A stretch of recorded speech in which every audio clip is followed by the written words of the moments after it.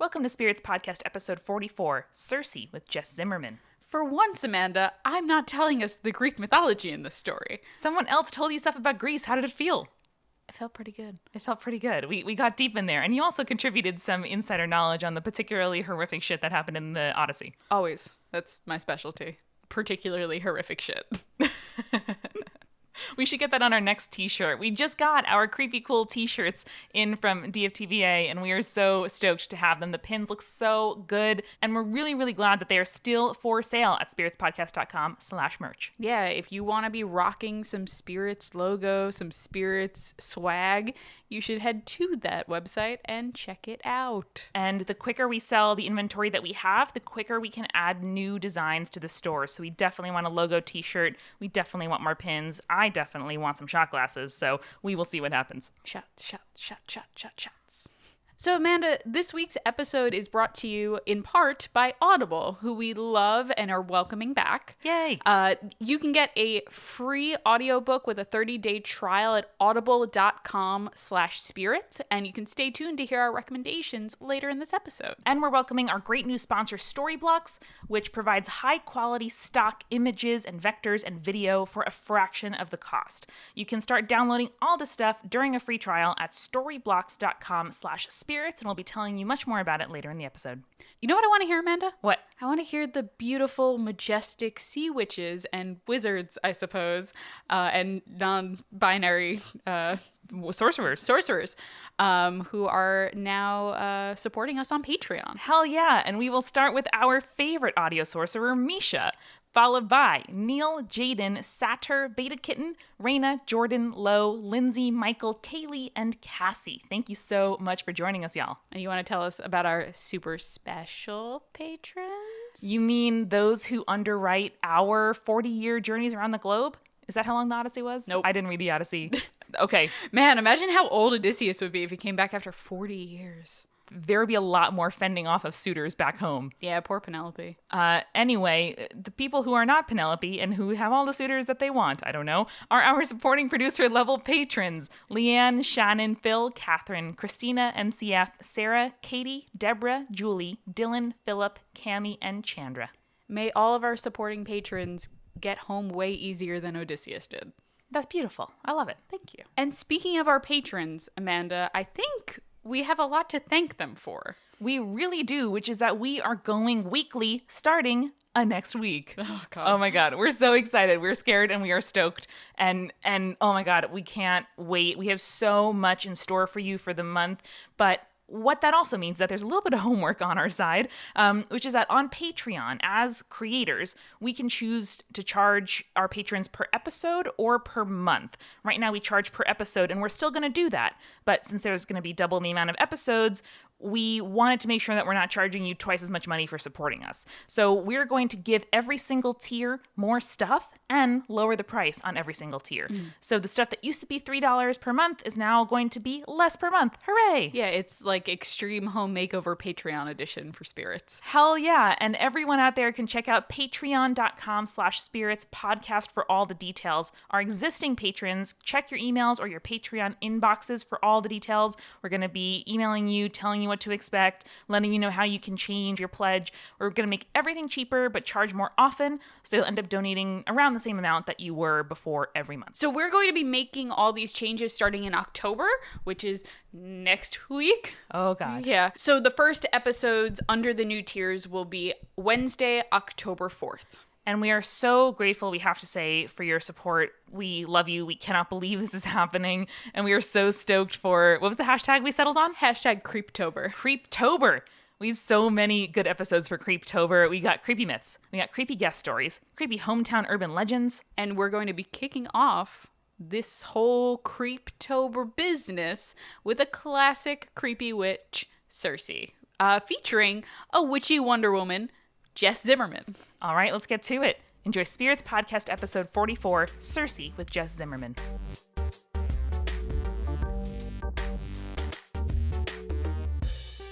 We are so happy today to be joined by Jess Zimmerman, who is, I think, just an authority on witches. Is that fair to say?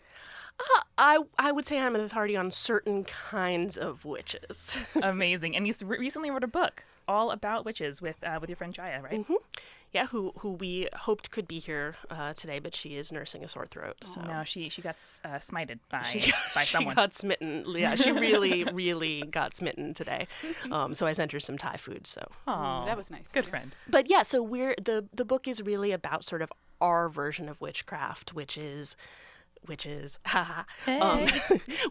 not really as much about kind of the religious side of witchcraft, but it's more about kind of the historical and cultural aspects of witchcraft, which have a lot to do with being kind of a cool ass lady and not taking any crap from anybody. So Hell yeah. The best part of witchcraft, in my opinion. That is what we're here for. And also to discuss, I think, one particularly badass witch from history, mythology. I don't know anything, so tell us all about it. she is from mythology. We're going to talk about Circe. Hey. When we added this to the document of our schedule, Amanda wrote it Circe, like the Game of Thrones character. Well, so that Listen. I was thinking about that. Like, I was thinking about that when I was sort of like reading back up on her, and I was like, I feel like this is probably not an accident. Or it must be, right? Like think, yeah. the name is like, what, one letter off?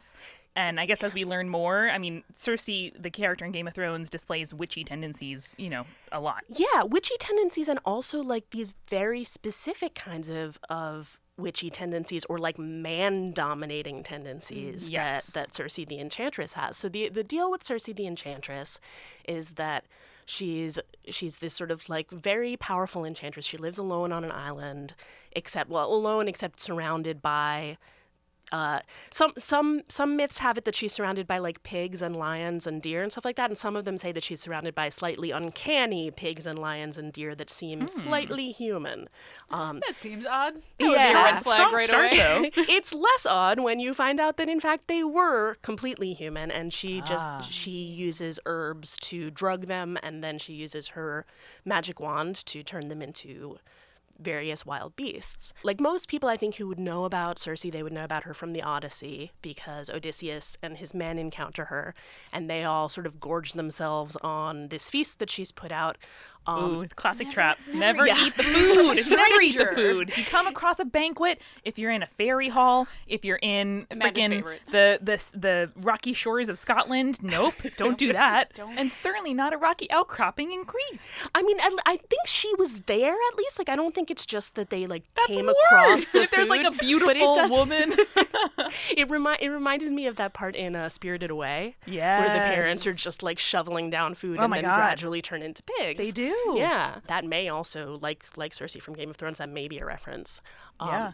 Who knows? But so she knocks them out. She turns them into pigs. This one guy manages to struggle away and tell Odysseus what happened.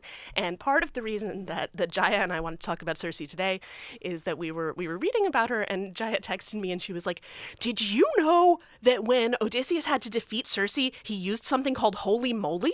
what? What? I did not know that. Yes.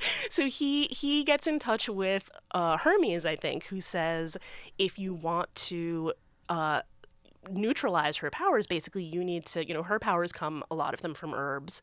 You need to use this herb called moly. And it's the holy moly. And what was that's what that comes from.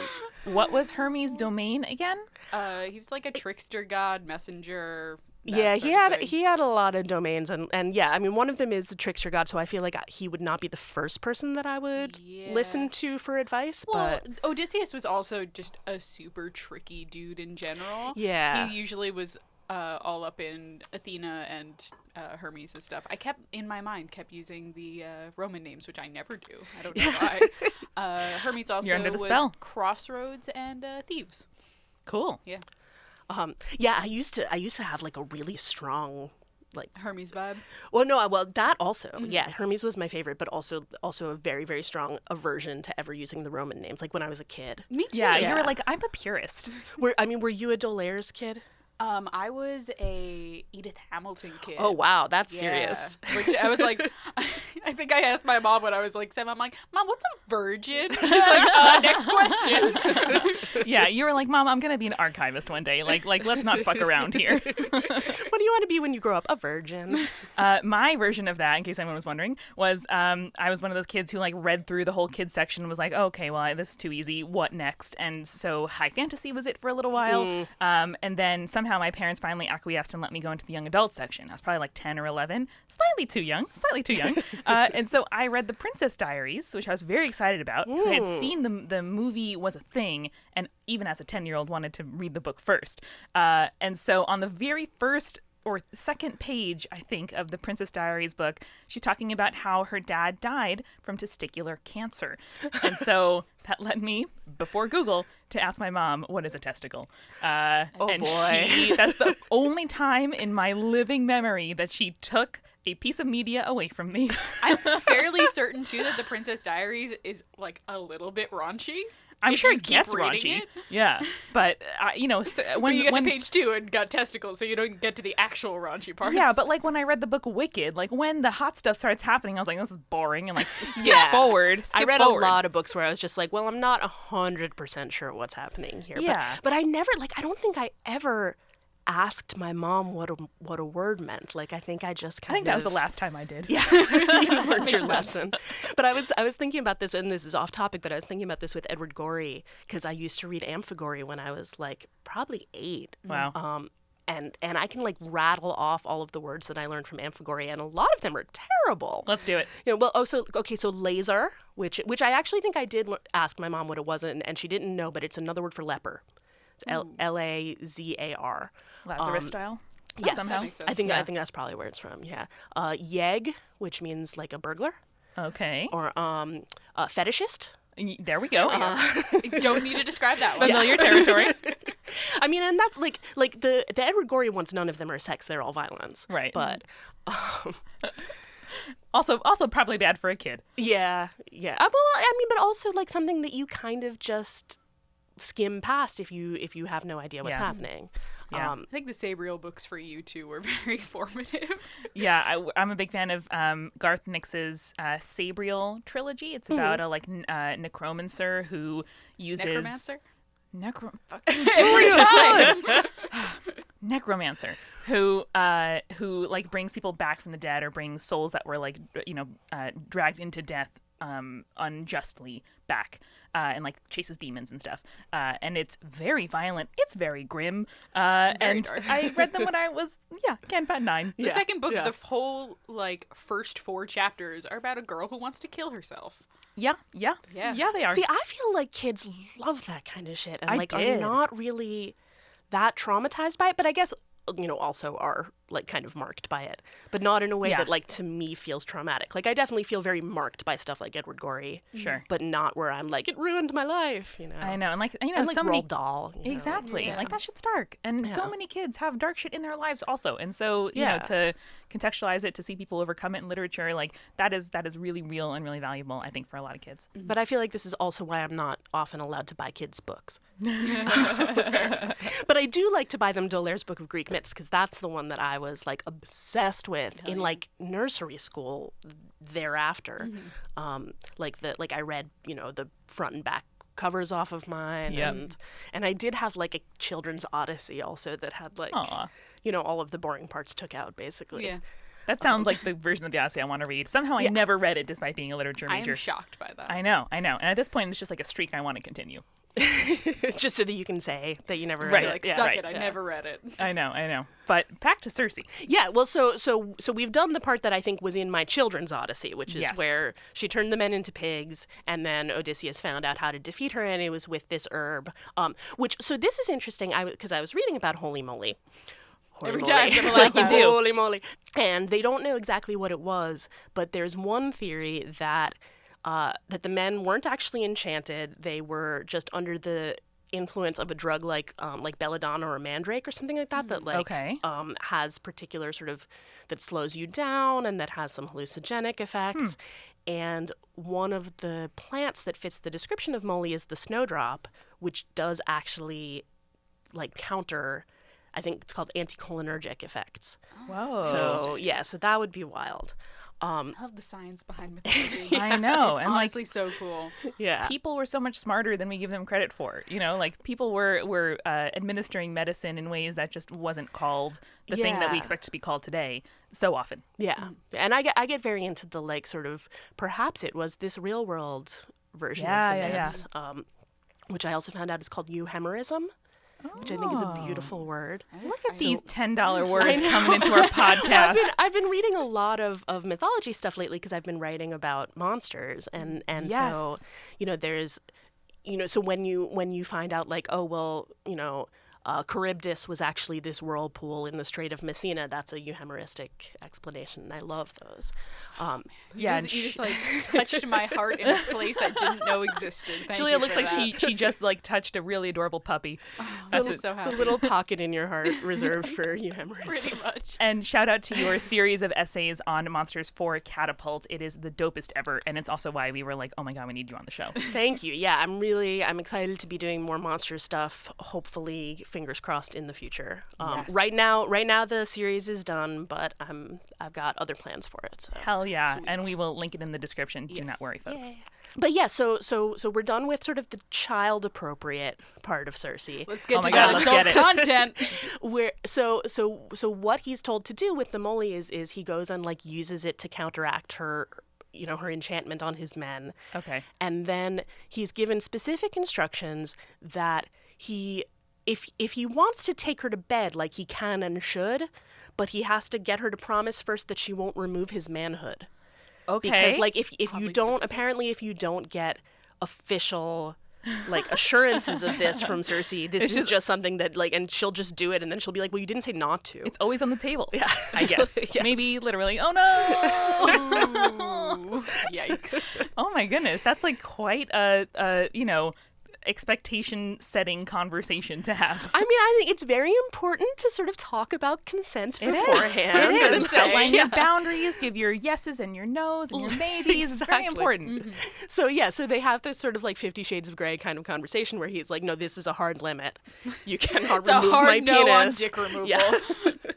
She was like, fine. And so they they go decorously off camera for a while, and then he stays there for a year with his men. Whoa. Which like I feel like I would not like I would be like, boss, I love you, but this lady turned me into a pig and I didn't enjoy it. Wait, the men back as men? They're back as men and they're just like hanging out and eating food, which I would On this island of truly pig never men. eat another. Yeah, well, so Right. this is interesting. Yeah, are they eating the pigs that were? They're not Okay, like because listen. Shit, I don't think so. Yeah, God, doesn't But that? he terrible?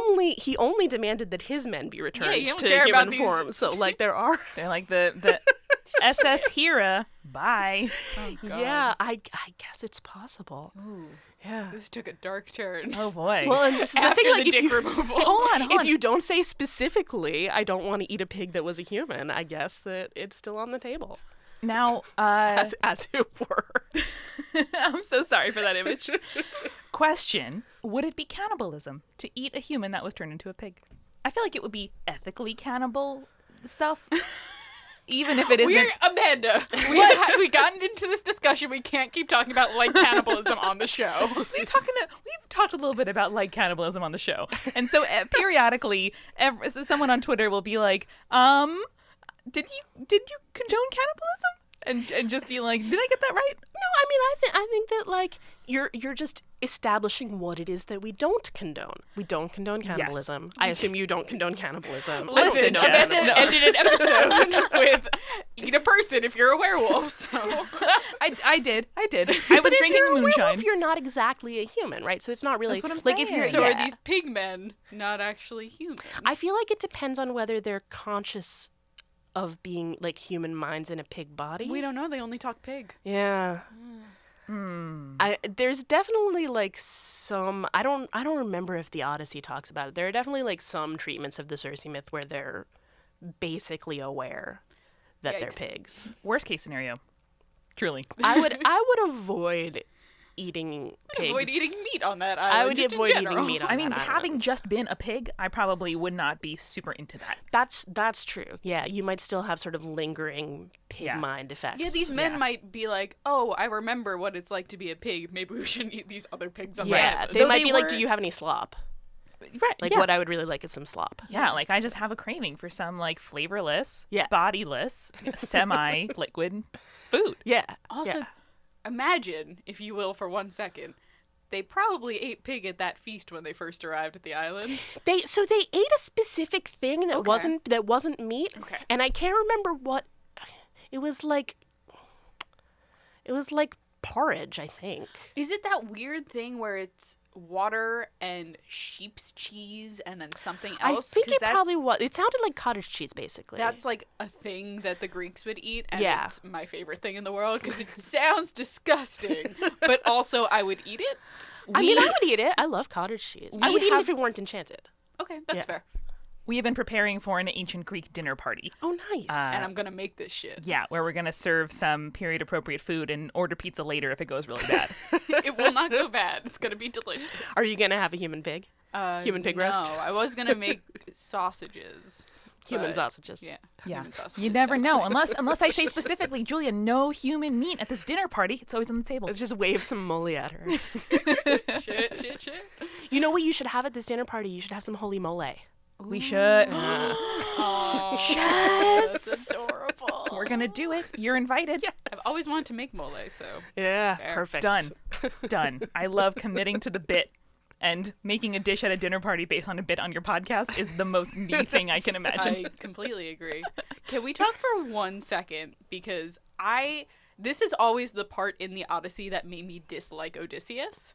And it's because he's off fucking a cool enchantress for a year while his wife is at home literally beating away suitors so that she isn't considered, Right. Yeah. unfaithful. Yeah. Yep. And it sucks. Yeah, the Poor Odyssey has some pretty fucked up gender. I mean, all like Yeah, ancient Greek texts have some pretty fucked up gender politics. that's true. I was just writing for one of the monster essays. I was reading the Eumenides, and it essentially the entire play is a court case of like the Furies versus Orestes and like whether it's okay for them to punish him for killing his mother who killed his father. And it winds up that like the tie-breaking vote goes to Athena, and she says, "Well, I don't have much use for women, so like between like a man who killed a woman and a woman who killed a man, like I'm gonna say that the man who killed the woman is more right." Like that's the end of that play. Like that's how that goes. That's the problem that you face too with the Medusa myth, like the original telling Yeah. of the Medusa myth, where Medusa is a virgin priestess in her temple and gets raped by Poseidon, and then she gets turned into a monster because it's her fault, in quotes. Also by Athena, who I loved when I was a kid, Yeah. and I like know, she both seems of like these the best stories one. make me feel really like beyond Just lukewarm about her. shitty. Yeah, It's almost like the keepers of the written record in history are mostly male historically. Seems odd. weird. Yeah, weird. So but weird. we're We should a turn them fan- into pigs. Ooh, Ooh, yes, we gives should. a whole new meaning to men or pigs. Yes. Anyway, so they're frolicking for a year. They're frolicking for a year. I mean, and that's pretty much the end of that story. Like once he decides to go, she reluctantly lets him go, and she gives him some advice about like I think she gives him advice on how to go to the underworld, but she also gives him advice on how to literally leave her island, and which includes, if you go this way, you're going to go between Scylla and Charybdis, and you should trend closer to the Charybdis side Yeah. because Scylla will eat a bunch of your men. I mean, Don't that's want nice that. of her. She's like, if I can't eat it, then no one can. Well, so what's interesting, and this is also like slightly fucked up gender politics, I guess, is that in a different way, this is like fucked up like intro woman gender politics. Circe is actually the person who turned Scylla into a monster in the first place. And this is, I know, this is a way in which I would say she is not by any means a role model. The turning men into pigs I feel fine about. Yeah. And and even like the maybe like removing your manhood if you don't ask her specifically not to. But yeah, someone whose name escapes me fell in love with Scylla when she was just a beautiful human and came to Circe for a love potion. And Circe fell in love with him. And Yikes. so she like tricked Scylla into walking into this like drugged water that turns her into basically a bunch of barking dogs below the waist. Whoa. I forgot about that part. Yeah. So a running theme on Spirits is that like mashups of different kinds of animals just freak me the fuck out. Ooh. Like backwards feet on animals as like a demon thing. I'm just like, no. And so the idea of mixing up, like even hippogriffs are a little bit like, I don't know, let's talk about this. But the Yeah. idea of a person whose dog below the waist. She's several dogs. Yeah. But she's the upper halves of dogs below the waist is my understanding. What's the leg situation? I don't know the leg situation, but the thing is that like after she's a monster, she really just stays in one place and eats people who come by in their ships. So like she doesn't have to have a leg situation if she doesn't want to. So she's all torso and head. I think mean, if she stays in one place though, are they just walking up to her and then getting eaten? Or they're sailing by, and then so what Circe says, at least in the Odyssey, is that she also, I guess, has. So these are from two different texts, right? So the like walking into the water, you know, and so turning below the waist. That's from Ovid from Metamorphoses. he does love that metamorphosis into weird animals. and trees also. It's Yeah. pretty much animals and trees. But what Circe tells Odysseus in the Odyssey is that Scylla has like six heads that will dart out, and they'll each take one of his men. Oh, great. So long necks, which So are also long- horrifying. Yeah, long necks. Great. Just hitting all of Amanda's check marks here. Awesome. Love it. That's so frustrating. But returning to the love potion thing, like, I guess then the best love potion vendor would be a gay woman, because, like, has no interest in your male counterparts. I guess then she could seduce the person coming for the love potion if she's a woman. Or would be jealous of the woman who is asking for love potions. Jealous of the man. Yes. Yeah. Or Well, it like doesn't depends. want them pursuing another That could be. person. Yeah, I mean, the thing is that like both women and men of various persuasions could theoretically come to you for a love potion. True. True. So I guess hence think, the old crone image, which is, Yeah. rendered to be like a sexless and desire-free, entity. probably an asexual is the best person to give you a love potion. Yeah. That is true. If that's what you're worried about, like if you're worried about them Jealousy falling in of love your- with of your with paramour. yeah. Yeah. Shout out Ace Arrow. You got a niche market there to check out. You could really, really corner that. Yeah. Just sell those love potions. I love it. Be like, hey, MFers, you got to be saddled with this. Then I will Sucks help for you I'm gonna make a profit. off of manipulate it. Yeah. I feel like the other option is you could only fall in love with people who are sort of objectively not that attractive. And then the person that you're going to for the love potion is probably not going to be interested.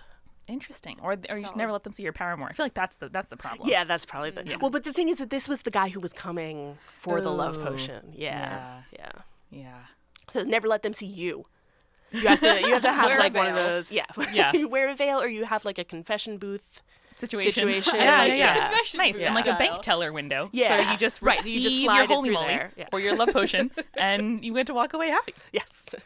And before we learn more, Jules, I think I need a refill. Samesies. This week, we are welcoming back Audible as one of our sponsors. You can go to audible.com/spirits and get a free audiobook with a 30-day trial. We love binging podcasts. Amanda almost is caught up with Wolf 359. Oh my God, guys, it gets so intense. I can't. You have so much to can't. look forward to. I can. But what am I going to do, Julia, when it's all over? Well, so Amanda, you could just go to Audible and know, listen to I some of know. their amazing audiobooks, because audiobooks are just very long audio dramas, or basically. very short audio dramas compared to some of the ones that we binge that take 20 plus hours. That is true. But like audio dramas, they are voice acted in many cases. They are really well produced. They're easy to listen to. They are mad bingeable. And one I'm going to recommend to you is actually, let's call it a one-shot. It's kind of short. It's only 5 hours and change. And it's entitled We Are Okay by Nina LaCour. Now, when I checked this book out of the library, I started it in an actual book and I finished it in an audiobook.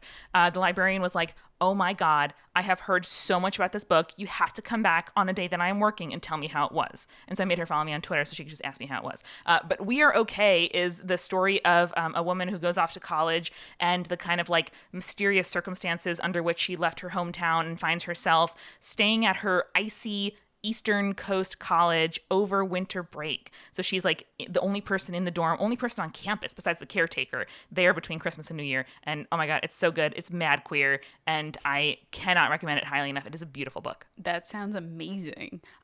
The book that I'm actually going to recommend is coming out the day that this episode comes out. What timing? Which is amazing because I was stoked. I was going to pre-order it on Amazon. And then I saw that they have the audiobook feature through Audible. So you know I pre-ordered that thing and going to start listening to it tomorrow, which is today for people listening to Hell this. yeah. Hell yeah. And that is Provenance by Ann Leckie. If anyone knows Ann Leckie's sci-fi stories are thebomb.com, and I am so stoked to see not a continuation of the trilogy that she premiered with, but in the same universe, which is really, I love those really stories. exciting. And our fave Garth Nix also has some of these like novellas, short stories, and other installments in the Old Kingdom trilogy universe that aren't part of the actual Trilogy Now series. Yeah. No, but I am stoked, and I can listen to it thanks to Audible. Absolutely. You can too, though. If you go to audible.com/spirits, this URL is just for Spirits listeners. It's going to let them know that you guys love reading and you love supporting us. Get your 30-day free trial. Get your audiobook. Even after the trial, you still own the book. You can still listen to it. It's awesome. Yeah, it's really, really cool, and we love Audible. We are also sponsored this week by Storyblocks, which is a website that provides high-quality stock images for a fraction of the cost. So if you make websites, if you make animations, if you make animatic videos of your favorite podcasts, if you do whatever, if you have an Instagram where you put text over images, you can do all of this stuff. You can download all the stock that your heart desires from their member library, which has over 400,000 stunning photos, vectors, textures, icons, everything you can need. So if you go to storyblocks.com/spirits, you can get a free 7-day trial. It's unrestricted, guys. You can download whatever the heck you want. So what I'm going to do, Amanda, What? is I'm going to challenge Spirits listeners. Oh, man. Whoever finds the coolest photo on Storyblocks after using it during their 7-day trial and tweets it at us or sends it to us via Facebook or whatever, Even email. I will praise you to the high heavens on all of our social media, and you'll get a special shout out in our next episode. I am so excited to see what kind of beautiful stock images you guys can get. They're not going to be like funny because they're horrible. They're just going to be funny because they're so specific. Yeah. And I cannot wait to see what you guys end up searching for and finding. So that's storyblocks.com/spirits for a free 7-day trial. Download anything from their library and their marketplace, all the kinds of features you could possibly want. So thank you so much to Storyblocks for sponsoring us. They know that you guys are creative, you love making stuff, and I think it's going to be a really good fit for our audience. And send me some amazing photos. All right, now back to the myth. So what else about Circe is badass or cool? Apart from turning men into pigs and being a kind of like dope herbal, I don't know, witch. Like what does she do or have, or what's the mythos about her that makes her such a cool character to you? I mean, I think what I like about her is the same thing that I like about a lot of the sort of cultural images of witches that we talk about in the book, and also the women who were accused of witchcraft historically, which we also talk about in the book, is that like her entire thing is that she is threatening to men. Like men find her threatening, and they find her, you know, like she's scary because of her power over them. She's scary because of her seductive abilities. She's scary because she has knowledge that they don't about herbalism and potions and stuff like that. And those are all things like even when I would not like technically advise turning men into pigs if such a thing were possible. We can't technically Your Honor. I can't. that. I can't technically condone that in the way that I can't technically condone, eating a pig that used to be a human. But Right. Or cutting off someone's genitalia. Right. No. And she wasn't going to cut it off. She was just going to like magic it off. Oh, Yeah, that's better. Yeah. That is It better. wasn't like a Get gory so thing. many Twitter notifications about our like cannibalism in this episode. Why do you do this to me? Well, we also got an email recently of someone being like, I don't like how you always assume that the men are at fault in your readings of myths. And I was like, that's our whole point, baby cakes. Yeah, Let's just for a second assume, like give the women the benefit of the doubt. Like, Like if let's you- just for once, for a second, try that. And If that's you the want to show. assume that the women are at fault, you have literally the rest of Yeah. all of history and Good literature. news for you, Yeah, buddy. Yeah. You got all of it. just anything else. That sweet double standard exists, in all of mythology, where the dudes can just fuck whoever they want. But also the concept of Western, relationships doesn't apply to all cultures. Exactly. Same with like the Mamiwata thing versus the Zeus thing, where established relationships are a thing for Greek mythology, but not necessarily for the Mamiwata myth. Yeah. Awesome. Well, and this is actually one of the cool things about Circe also, is that that's one of the sort of double standards that she's not really held to, because she is just, seducing her way through. And she's not like running all over Greece because she's stuck on her island, but it's not like with Penelope. Like, there's not this sort of assumption that she's going to now be faithful to Odysseus forever. And beat off 500 guys who are trying to marry her. Instead, Circe has those good incoming, submissions and can pluck the good ones out of the pile. Right. And one of the things that I like about her is that she kind of just assumes there aren't any good ones. Like, it's not like she's going through the men and being like she's not doing a like History of the World Part 1 kind of like, yes, no. Yeah. She's just like, I'm just going to assume you all need to be pigs. Awesome. Like, pigs unless proven otherwise. Yes, That's exactly. actually a pretty good dating strategy. It really is. It's kind of how I dealt with online dating. It was great. It was extremely, extremely effective. Yeah, there needs to be like way more than 5 reasons that this could actually be not terrible. Yeah. And then you go for it. Yeah. TM book idea, online dating, but for Greek mythology. Ooh. Pretty good. TM. Pretty good. That's really good.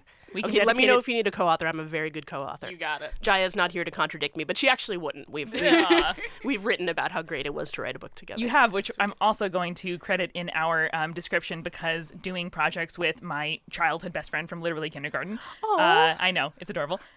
It's, we've also, like, so much of the art class sent it to Julie, and I was like, there's so much here that we agree with. Like, it was a really awesome look at something that people don't write about enough. Yeah. And it's something that, like, you do have to be really cautious moving forward on something like that. Like, you can't just start a podcast with any best friend. Yes. And you can't just write a book with any best friend. Yes. I feel like especially a podcast. Like, the thing is that, like, if Jaya and I had clashed, which we truly never did in a, like, really sort of miraculous way. Yeah. But if we had clashed, we only wrote the book for 6 months. Sure. And now we're sort of promoting it together. But so that's probably like a year and a half maybe that we would have had to and there's an end like date stand each also. other. Yeah. Yes. But the podcast is just like you're doing it every week. Yeah. So Yeah. like I just recently got engaged to my fiance, who we dated for 8 years, and I just recently floated the idea. I'm like, maybe we should do a podcast. Yeah. I was like, Julie, that is the Mazel tov. appropriate amount of Thank time to wait. So to be like, okay, well, let's just like see if we like each other. Okay, 8 years later. Okay, it's time to do a podcast. Like, We're good. We're gonna get married and also have a podcast. Yeah. I think those are my 2 levels of high commitment. but that's the order that you did it in. Like you Yeah. decided to get married first. Yeah. Exactly. And then yeah. you decided to do a Yeah. podcast. much. And Jules and I had a good 19, 20 years of friendship before we decided to start this podcast. So Yeah. we're like, Yeah. okay, all right, we can We're good. test this now. I mean, by that rubric, Jaya and I were really like rushed into things. You guys had a We had shotgun only been book finished marriage. Yeah, we did. Which I love. I'm so relieved it worked out. It was awesome. When I was in college, I wrote a paper because I was a history and religious studies major. I wrote a paper on Greek mythology and just how bad early mythology was at victim blaming. Oh man, yeah.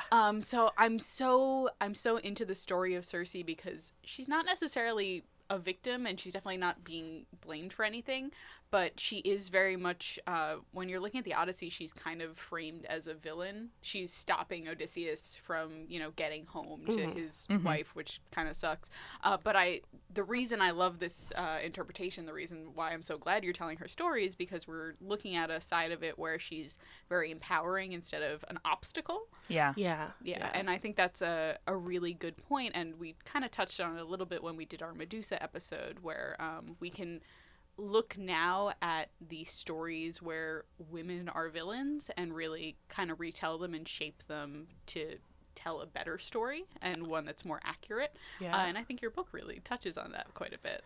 Yeah, no, it definitely does. Like, this is, where the idea of kind of the frightening witch comes from is that it's really just the flip side of things that we now are very proud of, and probably at the time we're also proud of. Quietly, power, secretly yeah, proud of, exactly. yeah. Like power and knowledge are things to cherish. And I think that, like, if you asked Circe, she would say, "I'm not a villain. I'm an enchantress. That's an amazing thing to be." Yeah. Magic and shit. Yeah, and the problem really is like the filter that we've always been reading and writing it through is this very patriarchal filter, and so that was that's what has happened with sort of the image of the enchantress and the witch for millennia, really, at this point. It also relates a lot to the monster essays, because like that's kind of what I'm looking at, is this idea that all of the female monsters in mythology, like all of them are embodying something that I think and that you guys would think is a positive quality. Right. And it gets sort of turned on its head the way that it's being described. Yeah, like fierceness, independence, studiousness, just ability, like all of these things. If the history keepers and the the storytellers are the ones being either disempowered, threatened, or victimized by those qualities, like of course you're going to make it an adversarial and scary kind of monster-esque thing. Yeah, exactly. So that's, I mean, one of the things that I think is cool about Circe is that she's not really, and actually I think this is why I was thinking maybe she's related to, like, maybe it's a deliberate homage, the name of the Game of Thrones character. Yes. Is because she's not really a victim first. She's not like Medusa, where she's being punished for something, which is also, Charybdis is also being punished for something. I'm trying to think of who else. I think in some stories the Harpies are, like, a lot of them, like, they become monsters because they're being punished for some quality that they were not supposed to have.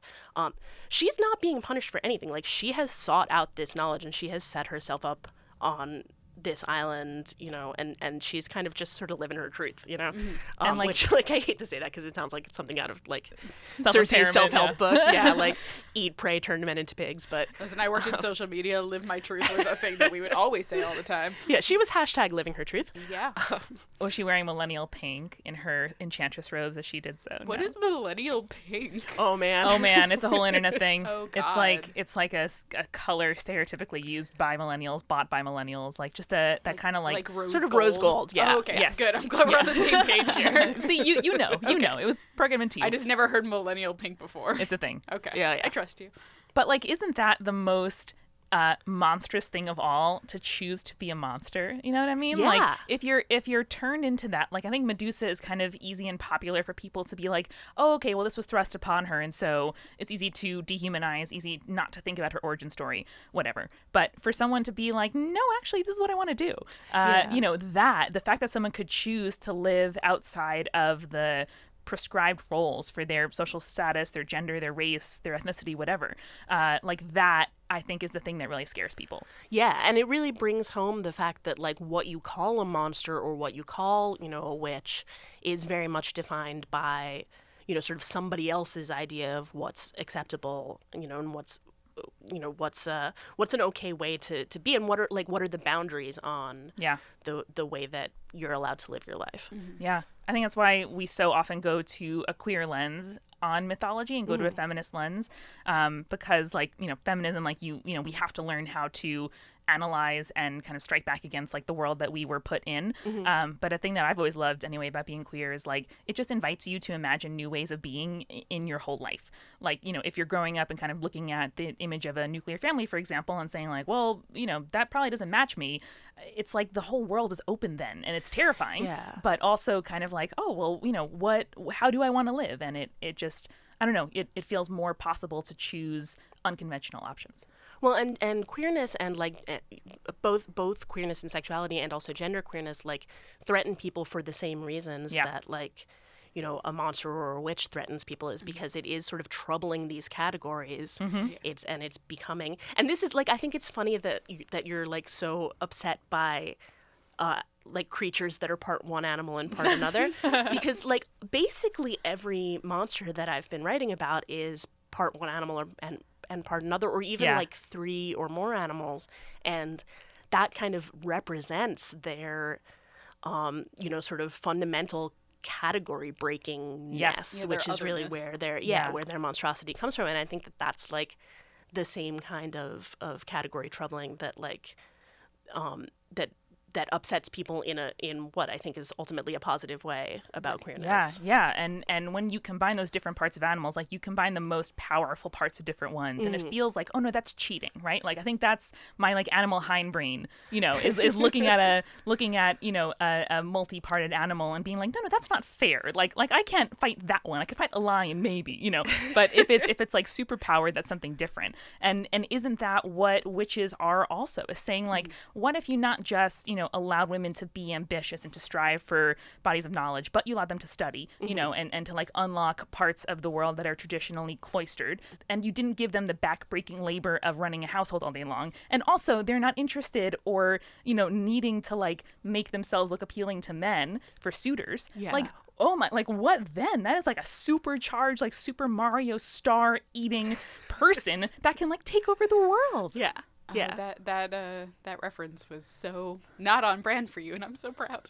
Listen, I owned 3 video games as a kid: Super Mario, Pokemon, and Spyro the Dragon. So if you want to talk any of those, get at me. I want to talk Spyro the Dragon sometime with Oh my you. God. That first version where you were able to swim, like you couldn't swim as this little dragon, like exploring a world in the first like 3 or 4 games. And then in one of them, suddenly they introduced the mechanic of swimming. And so the first like intro scene required you to cross a river. And I remember being like waiting there with my controller being like, but I can't swim, but I can't. Like, And is then there like, a ledge I can float over? right, it with? and then eventually I was like, well, I guess I'm just gonna have to do it. Like walked forward, and then I was like, a whole new world. Like, Oh it was my God. so exciting. There's an essay in that. Yes. Yes. 100%. Yeah, I have actually a text file of what I call overwrought metaphors, which is like me remembering things and then being like, this could be the crux of something Yeah. if I had the like heart and I don't know, courage to write it. I'm so proud of you. I could only do Monkey Island.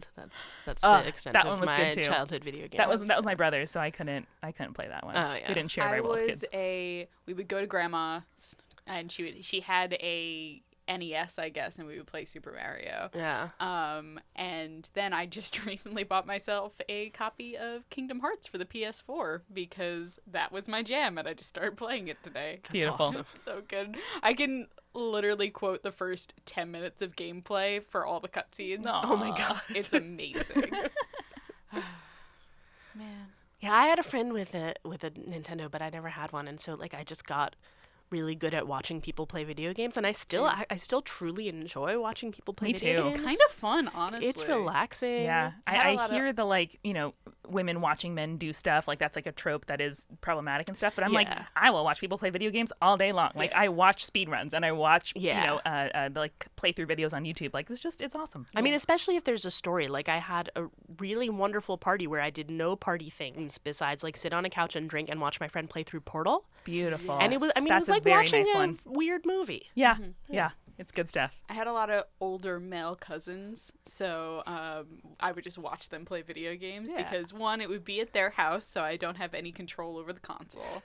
But it was just fun. That's why I like storytelling games in particular because, watching someone do Super Mario is fine, but if you're watching someone play through something that actually has a story, that's the best part Yeah. for me because it's like watching a movie that you can interact with. Yeah. Right, and you can be like, no, don't go left, and then they don't go left. Yeah. Or they do and say, fuck you. Well, thank you so much, Jess, for joining us, and remind us how and where can we get your beautiful book.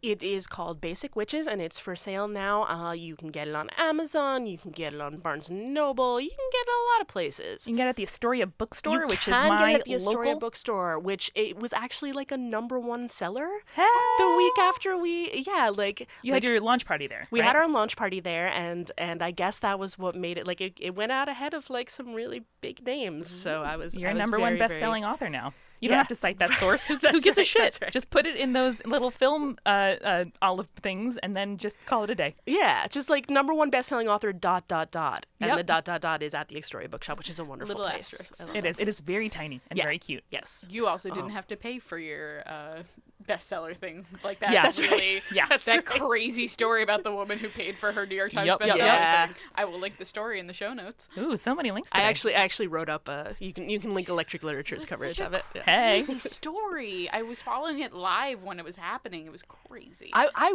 wasn't. I got clued in on it later, which was nice because the was the done. tweets were all Yeah, sort yeah. of collected. But And where can people stay up to date on your various manifold internet projects and Jaya's? so my Twitter, which is where I do most manifold internet projects, is J_Zims. That's ZIMMS. And Jaya's is Jayasax. JAYASAX. And Man. you should definitely follow her too because she is amazing. I'm really sorry that she couldn't be here. We'll have her on for something else in the Yes, future. you but won't regret it. I really envy your Twitter handle. I have tried every permutation of my name, Amanda McLaughlin, but it just does not work. Oh, yeah. Just Mine is nothing. just my name. Yep, and it's short and lovely. Yes.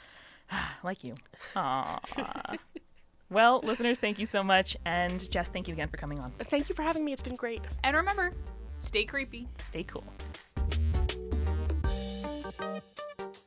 Spirits was created by Amanda McLaughlin, Julia Schaffini, and Eric Schneider, with music by Kevin MacLeod and visual design by Allison Wakeman. Keep up with all things creepy and cool by following us on Twitter, Tumblr, Facebook, and Instagram @Spirits Podcast. We also have all our episodes, collaborations, and guest appearances, plus merch on our website, spiritspodcast.com. Come on over to our Patreon page, patreon.com/spiritspodcast, for all kinds of behind-the-scenes stuff. Throw us as little as $1 and get access to audio extras, recipe cards, director's commentaries, and patron-only live streams. And hey, if you like the show, please share us with your friends. That is the best way to help us keep on growing. Thank you so much for listening. Till next time.